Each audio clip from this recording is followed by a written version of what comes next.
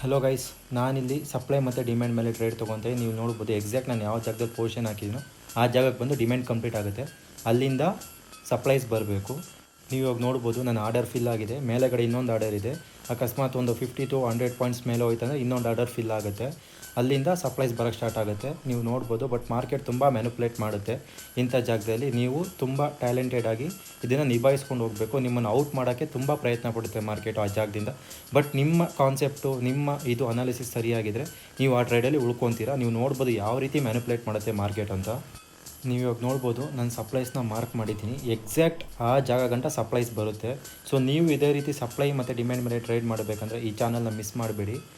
ಇವಾಗ ನೀವು ನೋಡ್ಬೋದು ಈ ಕ್ಯಾಂಡಲ್ ಯಾವ ರೀತಿ ಸೆಲ್ಲರ್ಸ್ನ ಮಾರ್ಕೆಟಿಂದ ಆಚೆ ಹೋಗೋ ಥರ ಮಾಡುತ್ತೆ ಅಂದರೆ, ಯಾರೇ ನ್ಯೂ ಸೆಲ್ಲರ್ಸ್ ಆಗಿರಲಿ ಇಲ್ಲ ಅವ್ರ ಮೈಂಡ್ ಸೆಟ್ ಯಾರ್ದು ವೀಕ್ ಆಗಿರ್ತಾ ಸೆಲ್ಲರ್ಸು ಎಲ್ಲ ಇಲ್ಲಿಂದ ಎಕ್ಸಿಟ್ ಆಗಿಬಿಡ್ತಾರೆ.